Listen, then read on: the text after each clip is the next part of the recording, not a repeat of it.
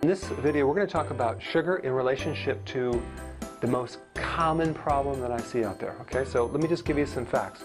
Sugar increases this hormone called insulin. Insulin lowers that sugar in the blood. So that's the purpose, is to lower the sugar. And what does it do? It puts it in storage as fat. So all the sugar you eat goes right into the fat. It's converted. So high sugar diets or high carbohydrate diets are really high fat diets. Okay? Once it's into the fat, it's very difficult to go the opposite direction. Okay? Now check this out. If we graph insulin, there's three main types of foods. We have fats, proteins, and carbohydrates. So as you can see here, when you eat a carbohydrate in the form of really a sweet thing, it really raises the insulin pretty high, right? If you eat protein, it will also increase the insulin if the protein is a little bit too high, or you add sugar to that protein, like a hot dog in a bun, hamburger in a bun. You go to a Chinese restaurant and they put it breaded, different meats, all that, or put ketchup on the hamburger. All that sugar and meat will increase insulin. So, but the right amount of protein won't increase insulin. Like if you have 3 or 4 ounces, it will not increase insulin. All right. And then we have fat. Fat does not increase insulin. That's right. That's amazing. So here's the thing. What is the perfect diet? Is there such a thing as essential carbohydrates? No, there is no essential carbohydrates. There are essential fatty acids, essential amino acids, that's proteins, but there's no such thing as essential carbohydrates. How much carbohydrate do we need, or how much do we require? 0. We don't need carbohydrates. In fact, we're better without carbohydrates. What do we need to do? We need to keep our proteins less and a moderate amount, but with each meal, because we don't want to go too far, because our body needs proteins for structural repair. But what does that leave us with? You guessed it, fat.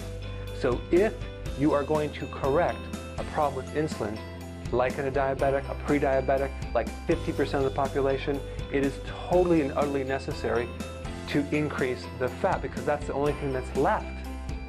And fat will not increase insulin, so you can get away with consuming it. It's very fulfilling. It has fat-soluble vitamins. It's very healthy, and it's the absolute best thing for a diabetic, because they're not going to be hungry, and you can run off that fuel source, and you can take all the pressure off the pancreas. So in the last 50 years, we've completely eliminated all the fat. And look at all the illnesses going up, but we replace those with carbohydrates. Any of these foods that you see that are light or low fat or skim, what they're doing is they lower the fat and they replace it with carbohydrates. Very bad. Now, if you're trying to lose weight and you don't have a blood sugar problem, we still want to add fats in there, but maybe we don't want to do a lot of fats. Just do a certain amount of fats, just until you're satisfied, because you could be burning fat, but the fat that you're burning is actually the fat from the diet, not your own body. Okay? But if you're diabetic or blood sugars, you better increase that fat to be able to heal the entire system. Okay?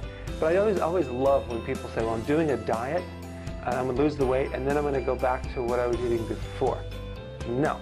You have to understand, you have to be educated on what to eat and use judgment. But we're trying to just give you principles so you could think with it logically and be aware of what you're putting in your mouth, because fat is very enjoyable, and you could actually have sugar alternatives to make fat taste sweet as well. Okay? So 50% of the population has insulin resistant already, and they don't know it. It's not showing up on a blood test. Sugar actually stimulates hunger. Yes. You ever go to a Chinese restaurant? Oh my gosh. What do? Rice, meat, sugar, lots of sugar. Americanized Chinese restaurants, right? It's all the sugar coating bread, and then they stick the MSG on there on top of it. So this is like a massive insulin spike. What happens? Oh my gosh, it's so delicious. You can't stop eating. You eat more than you should be, and then what happens an hour later? You're starving. Why? Because you spike the carbohydrate, and then you spike the insulin, and it comes down as a low sugar, because the insulin has to work so hard to push all the sugar out, and now you end up with a hyperreactive low blood sugar, and you're going to crave, you're going to be irritable, you're going to feel dizzy and thirsty. I mean, think about what happens when you go to a Chinese restaurant. What do? You drink all this water because you're so thirsty, and you gain 2 pounds the next day. That's not fat, that's water weight from the retention, because sugar tends to hold a tremendous amount of water. Okay, so when you get rid of sugar, you lose a lot of water weight. So basically, insulin triggers hunger, and going on a diet with including too many carbs is like insane, because you're going to be hungry all the time. You're not going to stick to it. I mean, this is not that difficult once you get the facts on this. The guidelines for carbohydrates by the American Diabetes Association is 40 to 60 grams of carbohydrate a day. This is insane, but this is what they're recommending. So look what happens. They have high blood pressure to begin with.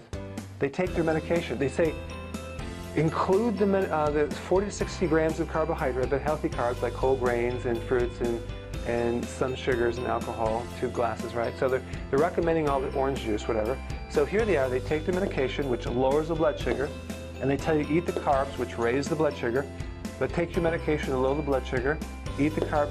So it's the perfect business to keep selling insulin and metformin and diabetes medication. It is the perfect business because they're actually creating the diabetes.